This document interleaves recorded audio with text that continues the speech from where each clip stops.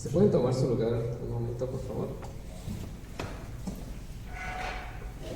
Les voy a pedir que me acompañen a abrir su Biblia en Mateo capítulo 23.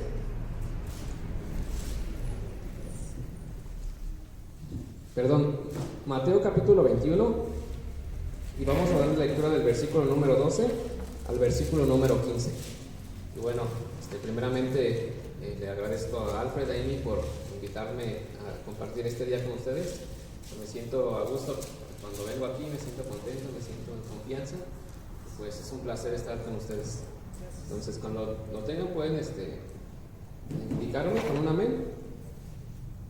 Mateo 21, del versículo 12 al versículo número 15. Ok, yo le voy a dar lectura al versículo 12, ustedes al 13, y nos unimos en el 15 y después hacemos una oración, ¿ok? Dice la palabra del Señor: Y entró Jesús en el templo de Dios, y echó fuera a todos los que vendían y compraban en el templo, y volcó las mesas de los cambistas y las sillas de los que vendían palomas. Les dijo: escrito está, mi casa, casa de oración será llamada, mas vosotros la habéis hecho cueva de ladrones. Y vinieron a él en el templo ciegos y cojos, y los sanó. Pero los principales sacerdotes y los escribas, viendo las maravillas que hacía, y a los muchachos clamando en el templo diciendo: Hosana al Hijo de David, se indignaron. Oremos. Padre, en esta hora nos acercamos delante del trono de tu gracia.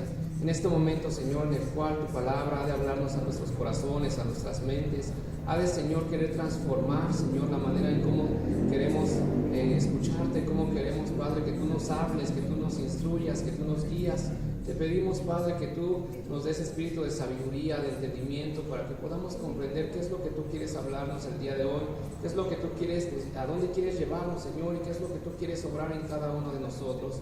Te pedimos, Señor, por la vida de cada una de mis hermanas que está en este lugar, de cada uno de mis hermanos, Señor, que tú ayudes en su necesidad, en cada circunstancia con la que hoy vengan, Padre, y que tú puedas darles esa paz, darles alegría, darles ese gozo, Señor, en el cual ellos se puedan regocijar, y aún los hermanos que no pudieron estar el día de hoy, Señor, también te pedimos por ellos, para que en su casa, Señor, también está esa inquietud, Señor, de estar aquí en tu presencia. Te pedimos que tú obres en cada uno de nosotros y que tú hables en nuestras vidas, en nuestras mentes, en nuestros corazones, y que esta palabra, Señor, sea transformadora para cada uno de nosotros. Todo esto te lo pido y te lo ruego en el nombre que es sobre todo nombre, Cristo Jesús. Amén. Y bueno, hermanos, el tema que les voy a compartir el día de hoy se llama: La casa de Dios es un lugar de redefinición. Y bueno, este pasaje que nosotros acabamos de leer, según tengo entendido, ustedes están viendo cómo fueron los días de la semana la Semana Santa, ¿no? Y vieron la semana pasada, si no me equivoco, la entrada triunfal. ¿Sí es así? Sí, ok.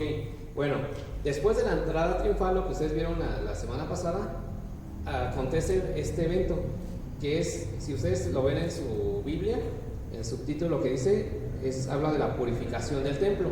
Y si se dan cuenta, esta es una escena muy famosa, incluso hasta en los memes, ¿no? Nos pasa, ¿no? Que de repente Jesús llega, entra al templo y empieza a volcar las mesas y tira, ahí se dice, ¿no? Que la mesa donde estaban las palomas y todo ello.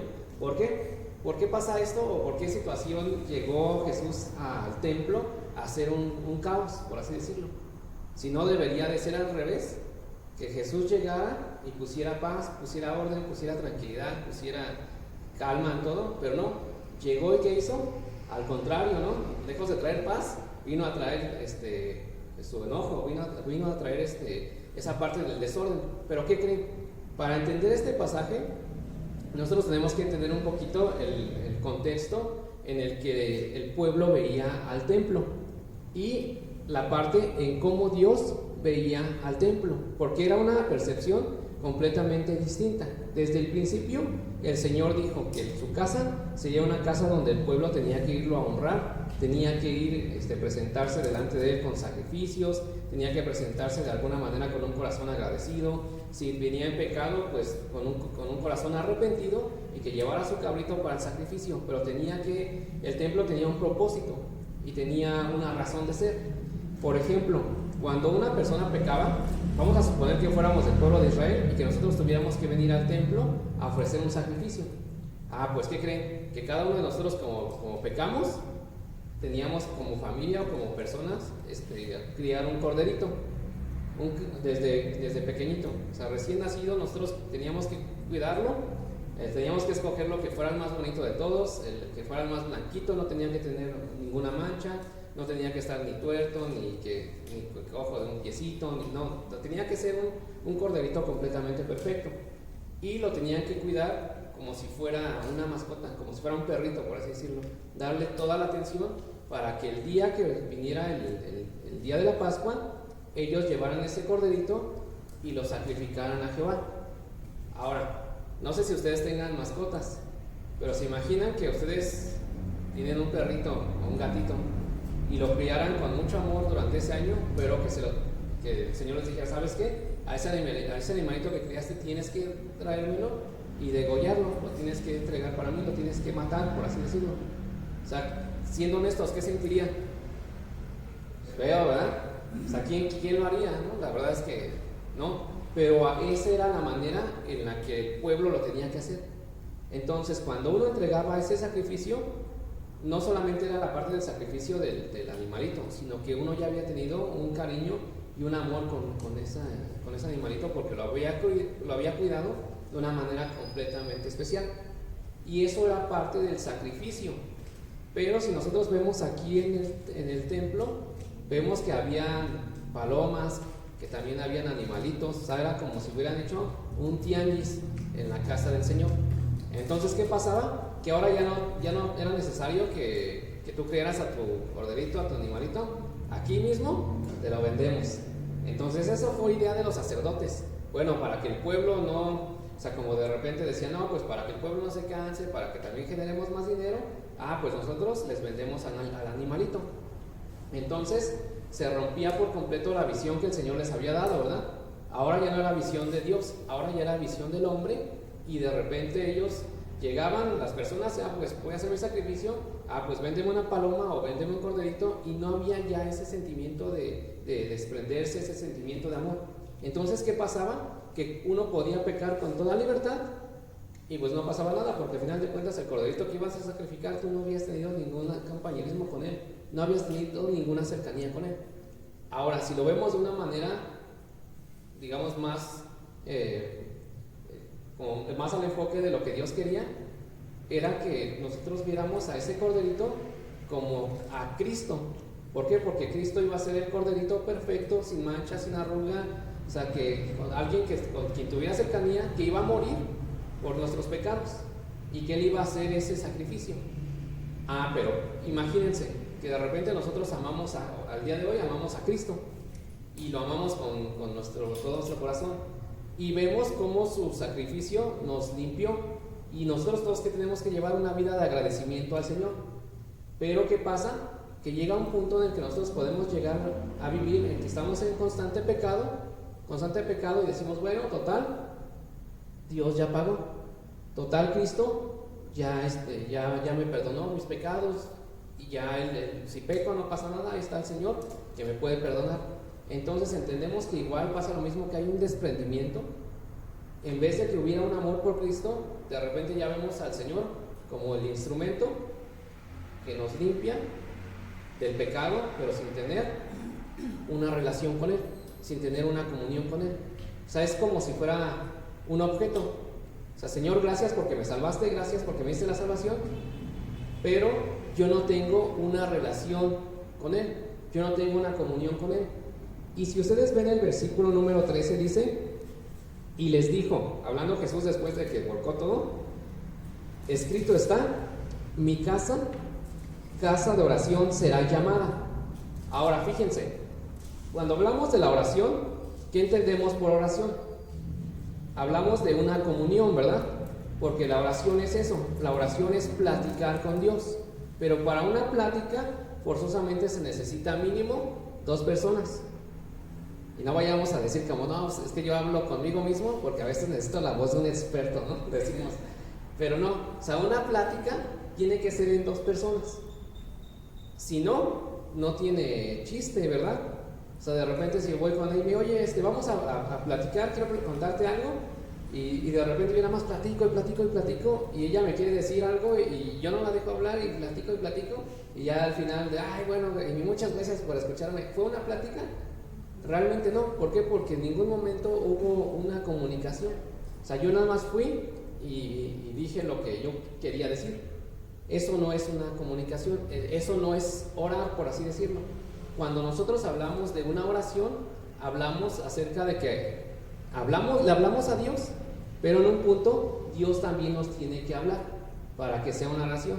Ahora, hay veces que oramos al Señor y no lo escuchamos, ¿verdad? En la oración pues no oramos, nos acercamos, estamos diciendo al Señor, aquí están mis necesidades, aquí están los problemas que tengo, pero ¿cuántas veces le decimos, Señor, también dame inteligencia, dame sabiduría, dame entendimiento para que yo también te pueda escuchar, para que yo también te pueda comprender?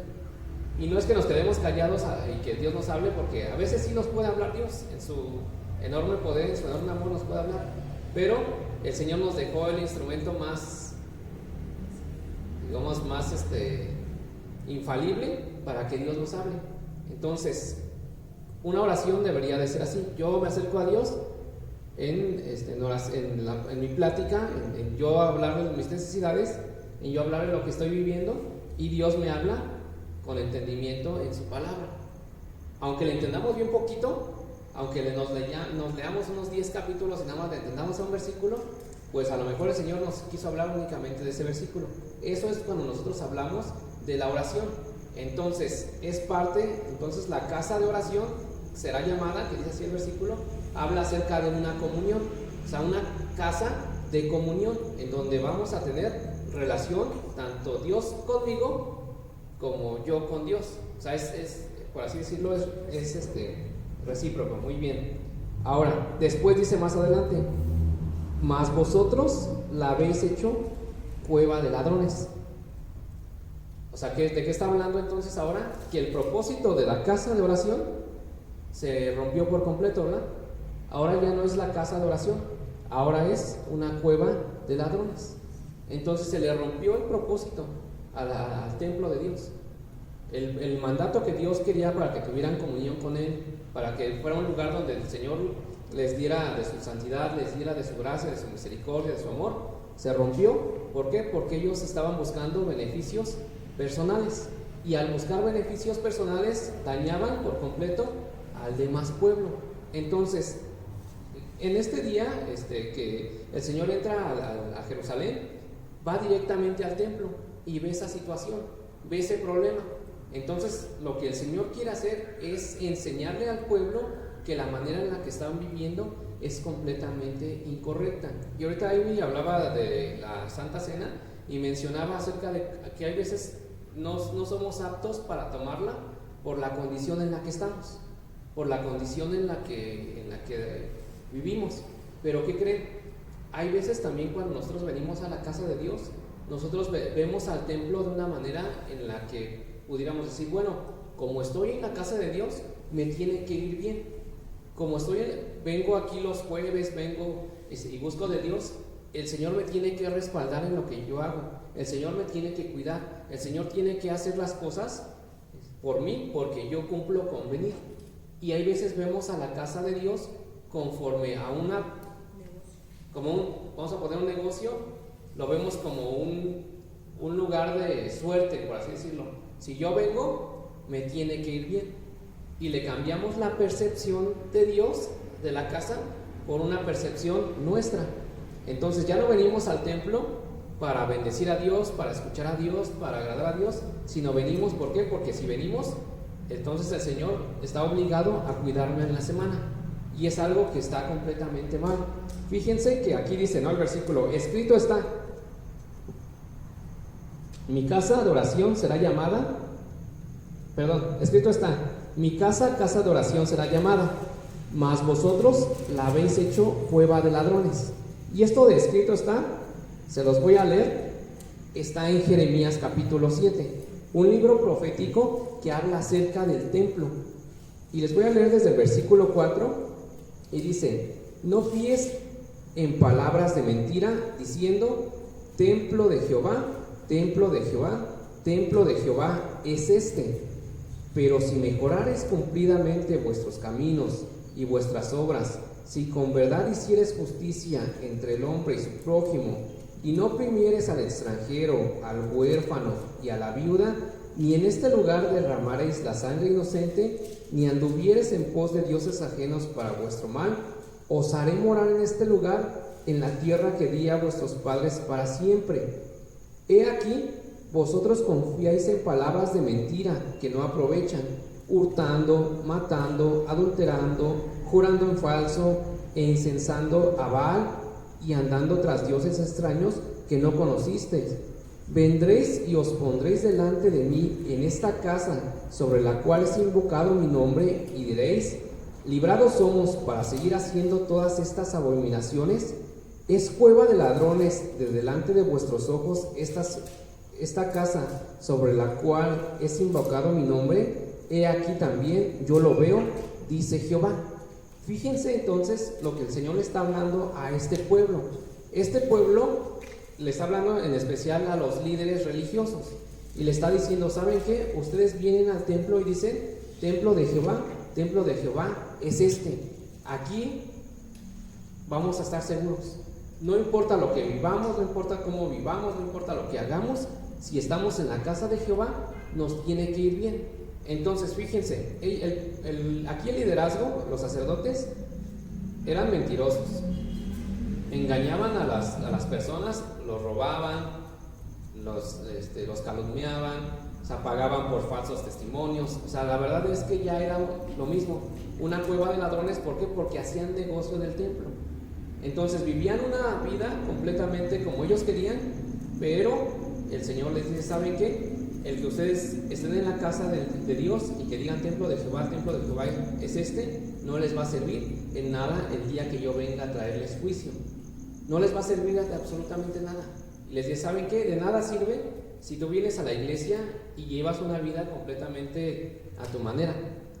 Le dice entonces en estos pasajes: pero si tú, lejos de robar, lejos de hurtar, lejos de matar, lejos de cometer pecados, si tú ayudas al huérfano, ayudas al necesitado, ayudas al prójimo, ayudas a las personas que están a tu alrededor, entonces ahora sí vendrá salvación para ti. Ahora sí, entonces el Señor tendrá cuidado de ti. Entonces vemos aquí esta parte donde el Señor está una vez más enfocando la parte de donde decir: ¿sabes qué? Esa es mi idea que yo tengo del templo, que se contrapone a la idea que quizá tú estás teniendo de la casa de Dios. Y es algo que me llamaba mucho la atención cuando estaba yo armando este tema, porque en realidad cuando nosotros vemos al templo del Señor, hay veces lo vemos como un lugar donde simplemente es un lugar de reunión, un lugar porque tenemos que estar, un lugar porque de cierta manera nos beneficia o ganamos puntos con Dios, pero nada tiene que ver con eso. Les voy a pedir que me acompañen al libro de Isaías, capítulo 56, del versículo 6 al versículo número 7. Y aquí vamos a ver uno de los propósitos de lo que es la casa de Dios, o cuál es ese propósito que el Señor quiere para nosotros.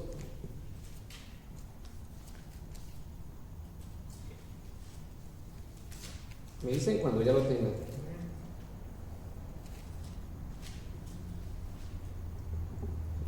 ...56, versículo 6 y versículo 7.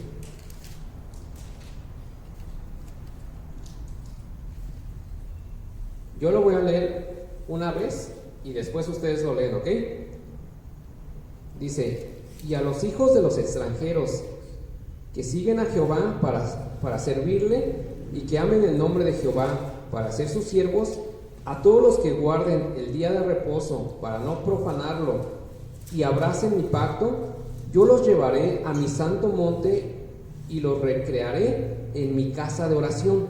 Sus holocaustos y sus sacrificios serán aceptos sobre mi altar, porque mi casa será llamada casa de oración para todos los pueblos. Ahora ustedes.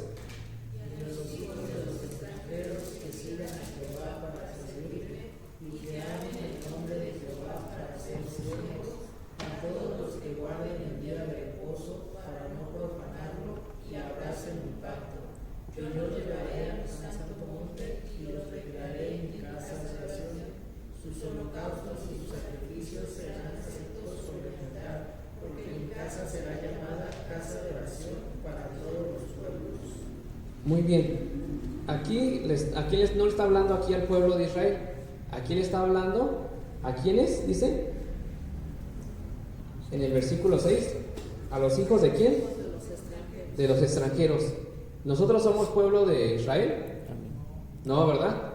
Entonces, ¿a quién le está hablando? Le está hablando a personas como nosotros. O sea, nosotros no somos del pueblo de Israel. Nosotros somos hijos de un pueblo extranjero que no es parte del pueblo del Señor. Pero le está diciendo, ¿saben qué? A nosotros, los hijos de los extranjeros, que siguen a Jehová para servirle y que aman el nombre de Jehová para ser sus siervos, a todos los que guarden el día de reposo para no profanarlo y abracen mi pacto, yo los llevaré a mi santo monte y los recrearé en la casa, en mi casa de oración. Pero fíjense, esa palabra los recrearé. Estuve buscando la definición de qué es la palabra recrearé, y en la palabra de su etimología original habla acerca de que esta palabra transmite la idea de gozo, alegría y restauración de un contentamiento interior. Entonces, ¿qué quiere decir esto? Que cuando nosotros entramos a la casa del Señor, cuando el Señor nos llama a su presencia, tiene que haber una transformación en nuestra vida, tiene que haber una recreación. O sea, el Señor dice, yo te recrearé y te llevaré a mi casa de oración. Entonces, cuando nosotros entramos a la casa de oración, tiene que haber esa transformación en cada uno de nosotros, que seamos recreados.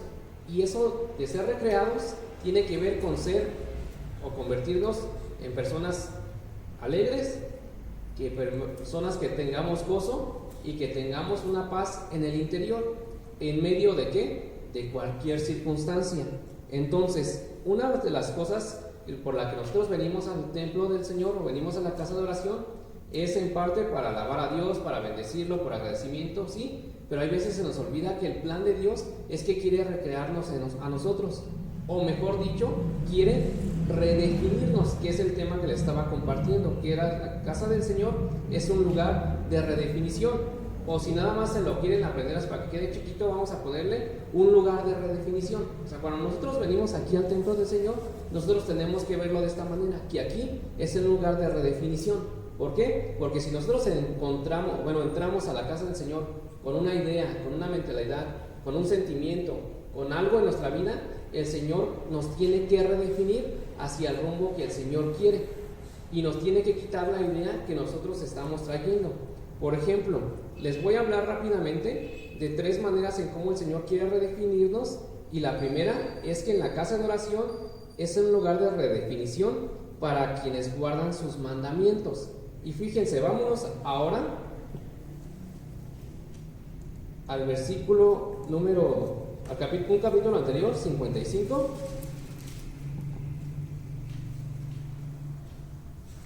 Y este mismo capítulo está en el contexto del capítulo 56 que ahorita acabamos de leer. Y el versículo 6 y versículo 7 dicen así: buscad a Jehová mientras pueda ser hallado, llamadle en tanto que él está cercano. Deje el impío su camino y el hombre inicuo sus pensamientos, y vuélvase Jehová, el cual tendrá en él misericordia, y al Dios nuestro, el cual será amplio ¿en qué? En perdonar. Ok, muy bien. Ahora, otra vez regresémonos al capítulo 56. Y aquí ustedes van a ir identificando qué cosas el Señor le está pidiendo al pueblo, a los hijos de los extranjeros. Dice, a los hijos de los extranjeros que sigan a Jehová, ¿para qué? Entonces, ¿qué pide el Señor aquí? Servirle. Después, que amen el nombre de Jehová, ¿para hacer qué? Sus siervos. Entonces, vemos primero que el Señor nos pide que le sirvamos. Después, que amemos su nombre. O sea, no nada más es servirle ya, sino que tenemos que amar su nombre. Y después, ¿qué dice? a todos los que guarden, ¿qué? Para no profanarlo. Y después, ¿y abracen qué? Ok, muy bien. Entonces, la casa de oración es un lugar de definición para quienes guardan sus mandamientos. O sea, esta parte que nosotros venimos a la iglesia, por ejemplo, que venimos con una necesidad, que venimos con un problema, que venimos con algo que está dentro de nosotros, algo con lo que quizá estamos batallando, con lo que quizá estamos luchando, y venimos pues con toda la tristeza, con toda la ansiedad y demás, pero dice el Señor, espérate, porque acuérdate que yo quiero recrearte, acuérdate que yo quiero poner en ti gozo, acuérdate que yo quiero poner en ti la alegría. Aunque vengas en esa situación, yo quiero cambiar, yo quiero redefinir eso que tú estás viviendo. Pero ¿cómo lo voy a hacer? Pues primeramente tienes que guardar mis mandamientos. Si tú llegas a guardar mis mandamientos que yo te estoy mandando, entonces yo voy a poder hacer una redefinición en tu vida. O sea, no nada más es que lleguemos, le digamos al Señor, Señor, cámbiame, mira esta situación por la que estoy pasando, quítamela de encima porque la verdad es que ya no puedo. Mira que me siento triste, me siento cansado, me siento que ya no puedo más, pero el Señor dice, no, espérate, porque yo sí quiero cambiar tu vida, quiero redefinirte para que entonces tú seas feliz, para que tengas gozo, para que tengas plenitud, pero para ello entonces tú tienes que vivir una vida en mis mandamientos. Y una de las partes que nosotros veíamos es que el Señor quiere que nosotros le sirvamos, pero ¿qué es entonces el servirle? El servirle al Señor es vivir para Él todos los días.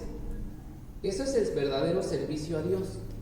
O sea, el servicio a Dios, hay veces lo enfocamos mucho en la parte de que, pues los líderes, pues las personas que vienen a la casa del Señor y andan ahí trabajando. No, o sea, no solamente se enfoca en eso, es una parte, claro que sí, muy importante, pero el verdadero servicio a Dios está en la relación con nuestros hermanos, como lo decía Amy hace un momento, en la parte de cómo está mi vida con mi alrededor. O sea, el Señor no nos llamó a vivir una vida en la que nosotros vivamos egoístamente pidiéndole para nosotros, sino que el Señor, ¿cuál era el propósito? Que nosotros pudiéramos servir a los demás. ¿O el Señor vino a ser servido? No, ¿verdad? El Señor vino a servir a los demás. Entonces, si nosotros vamos a servir, nosotros tenemos que servirle entonces de una manera en que vivamos para Dios, y el vivir para Dios es ayudar a tu prójimo. Por ejemplo, una persona que antes hacía todo para sí misma, ahora empieza a tomar decisiones pensando en agradar a Dios, incluso en su trabajo o en su familia. O sea, si nosotros tenemos, por ejemplo, un negocio y nada más nos enfocamos en que ese negocio nos va a generar dinero a nosotros, eso no es servir a Dios.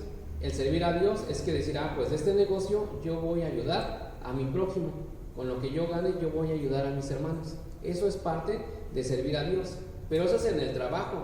También hay maneras de cómo servir a Dios desde la escuela, desde casa, desde muchas maneras. Esto es parte de la manera en que nosotros le servimos a Dios. También, la manera de guardar sus mandamientos es amar su nombre. Y amar su nombre es lo que les decía acerca del corderito. Si nosotros no amamos al corderito, no vamos a sentir ninguna necesidad, ninguna tristeza por él. Pero cuando nosotros amamos, por ejemplo, a Dios, la comunión con Él o la estadía con Él es completamente diferente. ¿Por qué? Porque si yo nada más busco a Dios el día que yo tengo necesidad, el día que yo tengo problemas y el día que yo necesito un favor de Dios, créanme que eso no es amor. ¿Se imaginan que de repente los que son solteros, o bueno, que tengan novia, que su novia nada más los busque el día que quiera salir, que tenga que ir a algún lado y que alguien la lleve y demás, y que toda la semana no se aparezca, ¿no? O el esposo con la esposa, o sea, que de repente se desaparecen, llega cuando quiere, no tiene plática, nada, ¿no? O sea, verdaderamente ahí hay amor, ¿no? O sea, hay como una necesidad del uno al otro, pero amor no hay. La diferencia es que cuando hay amor, entonces ahí sí hay una comunión, ahí sí viven juntos, ahí sí están el uno para el otro echándose la mano, ahí uno está al pendiente del otro, demás. Eso es lo mismo con el Señor. Cuando dice amarás tu nombre o amarás a Dios, es la parte de decirle, ¿sabes qué, Señor? No te voy a buscar nada más cuando hay necesidad. No te voy a buscar nada más cuando tenga que recibir un beneficio tuyo, sino te voy a buscar todos los días, a todo tiempo, aunque me esté yendo completamente mal en todo. Y eso que creen, amar a Dios es un mandamiento. Y yo los decía en la escuela dominical el día domingo a mi grupo y les decía, ¿el Señor nos obliga a amarlo? ¿O el Señor nos dice que no, es migajero? Yo les decía, si es migajero, que ámame porque tienes que amarme. Y los hermanos decían, no. Y los lleva a la Biblia, donde el Señor es un mandamiento que le dice, ¿sabes qué? Amarás al Señor, tu Dios, con todo tu corazón. El Señor mismo está pidiendo que lo ames. O sea, no les dice como luego las chicas nos dicen, no, bueno, nuestras esposas, ¿me amas? Y nosotros sí. No te dice así, sino el Señor te dice, ¿sabes qué? Es tu obligación amarme. Entonces, parte del mandamiento es que nosotros amemos a Dios. Y entonces, el amar a Dios es tener una relación completamente diferente con Él. ¿Por qué? Porque no nada más vamos a buscar a Dios el día que tengamos una necesidad, sino lo vamos a buscar todos los días. Y aunque no nos conteste, y aunque no haga las cosas como nosotros se los pedimos, y aunque nos esté yendo mal, nosotros seguimos, ¿qué? Estando con Dios, seguimos amando a Dios y seguimos entonces guardando sus mandamientos. Y es parte entonces donde nosotros vamos a poder encontrar esa alegría, esa felicidad en medio de los problemas que estemos pasando. O sea, ¿cuántas veces no hemos pasado situaciones difíciles y el simple hecho de decirle al Señor, bueno, está esta situación, pero si tú me ayudas, también dame fuerza, también dame tranquilidad, también dame paz? ¿Y qué pasa? Que estamos en medio del problema, pero no nos sentimos destrozados, sino al contrario, nos sentimos fuertes, nos sentimos en paz, y cuando, aunque el problema esté enorme, nos sentimos confiados en que Dios está teniendo todas las cosas bajo control. Eso es entonces que el Señor está redefiniendo tu vida, que el Señor está recreando tu vida. Entonces nosotros tenemos que llegar a un punto donde el Señor recree nuestra vida de una manera en que seamos transformados, en que seamos cambiados desde aquí. Estamos hablando de la emoción, estamos hablando del sentimiento, estamos hablando de lo que estamos cargando, pero también entonces Dios puede redefinir desde esa manera nuestra manera de vivir, nuestra manera de ver a Dios. Entonces la casa de oración, cuando nosotros venimos aquí y obedecemos sus mandamientos y los escuchamos, ¿qué creen?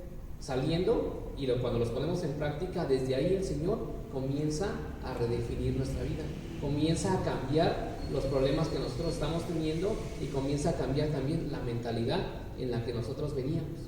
Ya si veníamos tristes, si veníamos atribulados, igual y hasta vamos a salir casi igual, pero cuando empezamos a obedecer la palabra, entonces ahora sí podemos ver en la semana la transformación y podemos decir, ay, verdaderamente el Señor tenía todo bajo control. Lo único que teníamos que hacer era creerle y obedecer lo que el Señor tenía para nosotros. Esto es parte de lo mismo que tiene que ver con guardar su pacto y con abrazar el pacto, que es sostenerse en todo tiempo a pesar de las circunstancias, a pesar de que nos estén zarandeando, hay seguir abrazados al pacto. Esto es parte de la manera en que el Señor dice, ¿sabes qué? Quiero redefinir tu vida, quiero llevarte a un momento de alegría, quiero llevarte a un momento de deleite, de gozo en tu vida, en que te sientas pleno, pero tienes que entonces obedecer mis mandamientos. Esta es una de las maneras en la que el Señor nos va a redefinir. Una segunda manera en la que el Señor nos puede redefinir es cuando venimos a la casa de oración y se vuelve un lugar de redefinición para los desanimados. Regresémonos al capítulo número 55.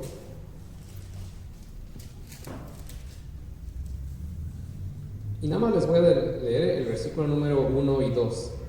Y dice, a todos los sedientos, venid a las aguas, y a los que no tienen dinero, venid, comprad y comed. Venid, comprar sin dinero y sin precio vino y leche. ¿Por qué gastáis el dinero en lo que no es pan, y vuestro trabajo en lo que no sacia? Oídme atentamente y comed del bien, y se deleitará vuestra alma con grosura. Ahora, aquí entró entonces esta parte. ¿Para quién ahora es el llamado? Para las personas que estamos de alguna manera o estamos pasando por una situación que nos está desanimando. ¿Se imaginan? Aquí le está diciendo a unas personas, no, o sea, venid, o sea, comprar con dinero, pero si no tienes dinero también, ¿qué crees? Puedes comprar. O sea, entonces está hablando acerca de una economía que quizá el día de hoy estemos pasando por una situación en que la economía nos esté pasando por la cabeza, que no podemos dormir, que nada más no sabemos qué hacer, pero nos dice el Señor, ¿sabes qué? Yo te puedo redefinir, yo puedo cambiarte esa situación, yo puedo entonces cambiarte la manera en la que tú estás viendo las cosas y yo te puedo traer paz, pero entonces tú tienes que vivir de una manera completamente diferente y de una manera en la que aceptes el llamado que te estoy haciendo. Por ejemplo, ¿para quién le está haciendo el llamado? Dice, a los sedientos. Pero estos sedientos no está hablando de las personas que tienen sed de coca, como el hermano Javier y yo, sino está hablando de las personas que tienen sed espiritual de Dios. O sea, tengo sed espiritual de Dios, pero aún así no me sacio de nada. ¿Por qué? Porque la estoy queriendo satisfacer con cosas materiales. Entonces el Señor dice, no, ¿sabes qué? Tú que estás sediento, pero no te vas a saciar con las cosas del mundo. Estás sediento de que tu situación cambie, pero no va a ser así. La única manera en la que tú puedas transformar esa sed, que pueda ser cambiada, es que sea con una comunión con Dios, o sea, que verdaderamente nosotros podamos saciarnos, pero del Señor. También les dice a los que no tienen una buena economía, que son los que quieren intentar llenar su vida con sus propios recursos, pero no nos satisface nada. No sé si les ha pasado que de repente se sienten tristes, se compran cosas y ya siento más contento, y pasan una hora y otra vez vienen. ¿Por qué? Porque entonces dice el Señor, ¿sabes qué? Tampoco en lo que te estás comprando viene la satisfacción, tampoco viene tu alegría. Entonces, ¿de dónde va a venir? Pues va a venir entonces de estar en la comunión con el Señor, o sea, desde buscar al Señor. También a los que trabajan y siguen vacíos, los que se esfuerzan mucho pero no encuentran paz ni satisfacción. Ese es otro problema. ¿Por qué? Porque creemos que nuestro trabajo, si más trabajamos, más dinero tenemos y más vamos a gastar, pero después nos damos cuenta que al final del día, al final de la semana, estamos más secos que nada, estamos más tristes, estamos más estresados, más enojados, y decimos, ¿pero por qué? ¿Por qué? Porque estamos haciendo o queriendo llenar una parte que no le corresponde a lo material, sino que le corresponde únicamente al Señor. Entonces, venir a la casa de oración es decirle al Señor, Señor, no voy a depender de la economía del mundo, de mi bolsa, sino voy a depender de ti. Entonces llegamos a la casa del Señor, a la casa de oración, y le decimos, Padre, mi economía ahorita está, la verdad, mal, ahorita estoy sufriendo, pero yo sé que mi economía no va a depender de mis circunstancias, sino va a depender de tu voluntad. ¿Por qué? Porque a veces cuando hasta pasamos por una situación de una mala economía, es el Señor mismo queriéndonos llevar a un proceso en el que nosotros aprendamos a depender de Él, que lo aprendamos a conocer. Por ejemplo, muy conocido el nombre de Jehová Jireh, que ¿qué significa? Jehová es mi proveedor, ¿no? Que hasta muchos negocios lo tienen, ¿no? Jehová proveerá, ¿no? El de Jireh. ¿Por qué? Porque cuando hablamos de provisión, pues sí nos gusta, ¿no? Pues así, que el Señor sea nuestro proveedor, que el Señor nos dé, sí, pero para que el Señor se convierta en nuestro proveedor, nuestro Jehová Jireh, tenemos que pasar por un momento de escasez, tenemos que pasar por momentos de economía, si no, no lo vamos a conocer así, pero es parte del propósito de Dios. ¿Cómo se va a dar a conocer? Pues de esa manera, a través de las malas circunstancias que nos pasan en la vida. Y nosotros entonces no tenemos que llegar a orar y decirle al Señor, Señor, cambia mi situación, Señor, aumenta mi sueldo, sino decirle, Señor, durante este tiempo sé mi proveedor, pero también ayúdame a conocerte, ayúdame a entender quién eres. ¿Por qué? Porque es bien fácil pedirle, pero es bien difícil el acercarnos a Él y decirle, Señor, déjame conocerte en medio de este tiempo. Y es lo que el Señor quiere. O sea, entonces quiere redefinir tu vida, quiere volver a traerte gozo, quiere volverte a traer una plenitud de tu vida, a pesar de la circunstancia en la que tú estás pasando. Pero, ¿qué tenemos que hacer? Que es nuestro tercer y último punto, que es que la casa de oración es un lugar de redefinición. ¿Para quiénes? Para los que le buscan. Y aquí encontramos ya un poquito, a lo mejor, del más sentido. ¿Por qué? Porque buscar al Señor no es lo mismo que venir a la iglesia y recibir el mensaje. Es parte, pues es una parte sí, pero como de un 20%. ¿Por qué? Porque si bien venimos, nos sentamos y recibimos el mensaje, digamos, gloria a Dios, porque entre los que pasan nos vamos compartiendo.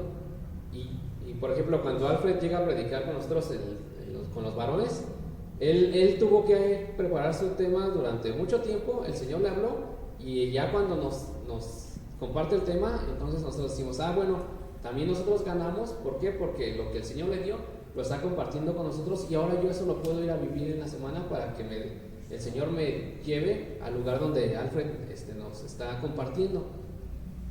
Pero, ¿qué creen? La manera en la que nosotros debemos de buscar al Señor es más amplia. ¿Cómo lo buscamos? Pues a través de la oración, a través de la palabra, a través del ayuno, a través de ciertas circunstancias que nosotros decimos, Señor, quiero acercarme delante de ti. Pero ¿qué creen? Hay veces que por más que buscamos al Señor, no lo encontramos, no aparece. No sé si les ha pasado o nada más me pasa a mí, que de repente voy al templo, Señor, ayúdame, tengo esta necesidad, Señor, tengo este problema, y el Señor, pues, ni sus luces. Pero al otro hermano, a él sí le está, pareciera que a él sí le está contestando. Pero ¿qué creen? Cuando nosotros buscamos al Señor, es de diferentes maneras. Pero el buscar al Señor es cuando, a pesar de que no lo encontramos, nosotros seguimos insistiendo. Porque entonces, si no, no sería buscar. De repente aquí nosotros no se nos ha perdido algo, o las llaves. ¿A poco nada más con querer que aparezcan las encontramos? No, ¿verdad? O con preguntarle a alguien, oye, ¿no viste mis llaves? Ya van a aparecer. Pues no, sino tenemos que ir a buscar y buscar y buscar la rutita por donde pasamos para ver si por ahí está. Lo mismo es con el Señor. O sea, no lo encuentro, pues tengo que ir a buscarlo, a buscarlo, a buscarlo y a buscarlo. Por ejemplo, ¿leíste el Salmo al inicio? ¿El 3? Bueno, es que me equivoqué entonces. Es que el Salmo 27, en una parte dice que el rey David clamó al Señor. Y dice, clamé a Jehová y él me respondió. Pero esa parte del clamor es como si fuera una oración. Pero la oración es lo que ahorita platicábamos, una comunión con Dios y hablar con Dios. Pero el clamor no. El clamor ya es un sentido que ya tiene más búsqueda, donde es un grito de desesperación, donde es un grito de auxilio para que el Señor nos ayude. Pero se dan cuenta que es diferente a la oración.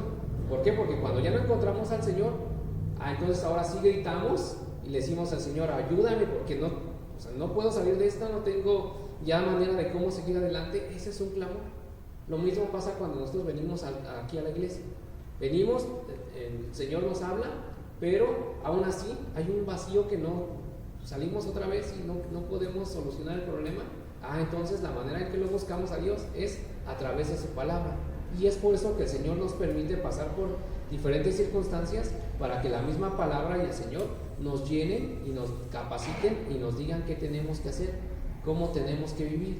Y hay veces pareciera que es difícil, pero ¿qué creen? No, cuando el Señor quiere hablarte, te va a hablar por cualquier libro, te va a hablar por cualquier pasaje, pero el detalle es que nosotros aprendamos a buscarlo, o sea, que estemos ahí pegados a buscarle al Señor.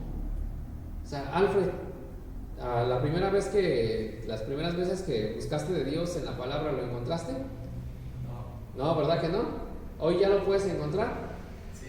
¿Y cuánto tiempo, o más bien, cuánto te costó el llegar a ese punto? Llegar a ese punto me costó pues unos 3 años de estar hablando con él y buscándolo en su casa. Muy bien, es parte de, al principio nosotros leemos y no le entendemos, hasta que le agarramos como que el chip a Dios, como de, ya más o menos sé que Dios me está repite y repite esta idea, en donde lo busco, ahí me repite esa idea. Eso es parte de conocer a Dios. Cuando nosotros leemos la Biblia y todo se centra en un solo momento, en una sola palabra, en un solo tema, es que el Señor nos quiere hablar de ello. Entonces, una parte de lo que el Señor quería hacer en esta casa de oración es que Él quería poner su visión.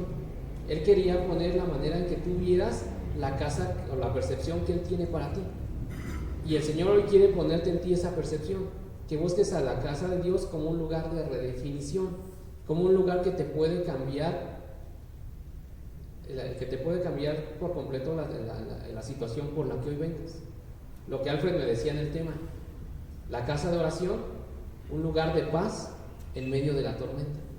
¿Por qué? Porque ahorita podemos venir así, con luchas, con adversidades, con circunstancias difíciles, y podemos quizá venir de una manera en la que hasta destrozados, pero que el Señor pueda redefinir nuestra manera en la que hoy estamos viniendo, el corazón que hoy estamos trayendo, la situación en la que hoy estamos trayendo. El Señor te dice, ¿sabes qué? Yo quiero que veas mi casa como esto, un lugar donde no importa cómo vengas, no importa la circunstancia en la que te encuentres, es un lugar donde yo quiero redefinir tu vida, donde yo quiero redefinir tu corazón, donde yo quiero redefinir la manera en la que tú piensas. Es algo que el Señor quiere hacer, pero hay veces únicamente lo va a lograr aquí en su casa. Y ya para terminar, quiero leerles el Salmo número 72, pero se los voy a leer en una versión que es la Nueva Traducción Viviente.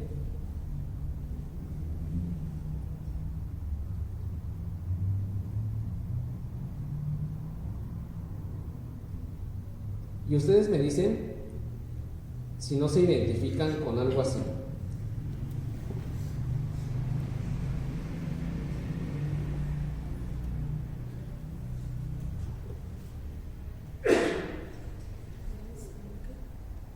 Perdón, es el Salmo 73.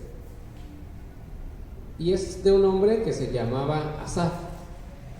Dice así: en verdad Dios es bueno con Israel, con los de corazón puro. Pero en cuanto a mí, casi perdí el equilibrio, mis pies resbalaron y estuve a punto de caer, porque envidiaba a los orgullosos cuando los veía prosperar a pesar de su maldad. Pareciera que viven sin problemas, tienen el cuerpo tan sano y tan fuerte, no tienen dificultades como otras personas, no están llenos de problemas como los demás. Lucen su orgullo como un collar de piedras preciosas y se visten con crueldad. Estos gordos ricachones tienen lo que su corazón desea. Se burlan y hablan solo maldades. En su orgullo procuran aplastar a otros. Se jactan contra los cielos mismos y sus palabras se pasean presuntuosas por toda la tierra. Entonces la gente se desanima y se confunde al tragarse todas esas palabras. ¿Y qué sabe Dios?, preguntan. ¿Acaso el Altísimo sabe lo que están pasando? Miren a esos perversos, disfrutan de una vida fácil mientras sus riquezas se multiplican. ¿Conservé puro mi corazón en vano? ¿Me mantuve en inocencia sin ninguna razón? En todo el día no consigo más que problemas, cada mañana me trae dolor. Si yo realmente hubiera hablado a otros de esta manera, habría sido un traidor a tu pueblo. Traté de entender por qué los malvados prosperan, pero qué tarea tan difícil. Y fíjense, aquí lo que está hablando este salmista es que está diciendo, ¿saben qué? Yo estuve a punto de caer, yo estuve a punto de fallarle a Dios, yo estuve a punto de dejar a Dios simplemente por ver cómo el malo prosperaba, cómo las personas de allá afuera que vivían como querían, cómo les iba bien, cómo personas que hacían lo malo delante de los ojos eran más sanos que nosotros. Decía, yo quería resbalar del camino, yo quería irme a otro lado, yo quería entonces ya vivir mi vida. ¿Por qué? Porque yo veía cómo los demás prosperaban y yo que servía a Dios, yo que estaba en la casa del Señor, yo que hacía todo por Dios y me guardaba por Dios, yo no podía prosperar, yo no podía tener paz, yo no podía tener tranquilidad. Pero después dice el versículo 17: entonces entré en tu santuario, oh Dios, y por fin entendí el destino de los perversos. En verdad los pones en un camino resbaladizo y haces que se deslicen por el principio hacia sus ruinas. Al instante quedan destruidos, totalmente consumidos por los terrores. Cuando te levantes, oh Señor, te reirás de sus tontas ideas, como uno se ríe por la mañana de lo que soñó en la noche. Entonces me di cuenta de que mi corazón se llenó de amargura y estaba destrozado por dentro. Fui tan necio e ignorante. Debo haber parecido un animal sin entendimiento. Sin embargo, todavía te pertenezco, me tomas de la mano derecha, me guías con tu consejo y me conduces a un destino glorioso. ¿A quién tengo en el cielo sino a ti? Te deseo más que a cualquier cosa en la tierra. Puede faltarme la salud y debilitarse mi espíritu, pero Dios sigue siendo la fuerza de mi corazón. Él es mío para siempre. En cuanto a mí, qué bueno es estar cerca de Dios. Hice al Señor soberano mi refugio, y a todos les contaré las maravillas que haces. Entonces, veamos, este hombre, después de sentirse lo peor, después de no querer estar más cerca de Dios, dice que al entrar a su casa, al entrar a sus atrios, el Señor cambió por completo la manera en la que él estaba entendiendo las cosas, y le hizo entender no solamente la voluntad que tenía contra los impíos, sino cómo a él lo iba a bendecir, cómo a él lo iba a sustentar, cómo él lo guardaba, y esa se volvió su fuerza. No le dijo que lo iba a prosperar en ese momento, no le dijo que lo iba a sanar porque pareciera que tiene problemas de salud, pero este hombre dice, pero aún así yo me fortaleceré en el Señor, yo estaré cerca del Señor, y el Señor será mi Dios para siempre. Se ve un cambio totalmente, una redefinición de la manera en la que él estaba viviendo. Simplemente, ¿por qué? Por entrar a la casa de oración. Y el Señor quiere hacer hoy eso contigo. Que la manera en la que quizá hoy estás viviendo, la manera en la que quizá hoy ves a los demás, que pareciera que disfrutan la vida, que quizá ellos sí son bendecidos, que quizá los demás no tienen problemas, y uno dice, ¿por qué a mí, Señor, si yo te sirvo? ¿Por qué a mí, si yo estoy cerca de ti? ¿Por qué a mí, si yo de alguna manera dedico mi vida, dedico mi tiempo para ti? ¿Por qué me pasa eso? Pero dice el Señor, acércate a mi casa, acércate a mí, que yo redefiniré tu corazón, que yo redefiniré la manera en la que me estás viendo, que yo voy a redefinir la manera, en la perspectiva en la que el día de hoy te quieres conducir delante de mí. Y ponte de pie y vamos a hacer una pequeña oración y vamos a decirle al Señor, Señor, redefine mi manera en la que quizá el día de hoy me estoy acercando delante de ti. Redefine, Señor, la manera en la que quizá hoy estoy viendo tu casa, la manera en la cual, Señor, me estoy acercando de una manera incorrecta. Redefine, Señor. Padre, en esta hora nos acercamos delante del trono de tu gracia.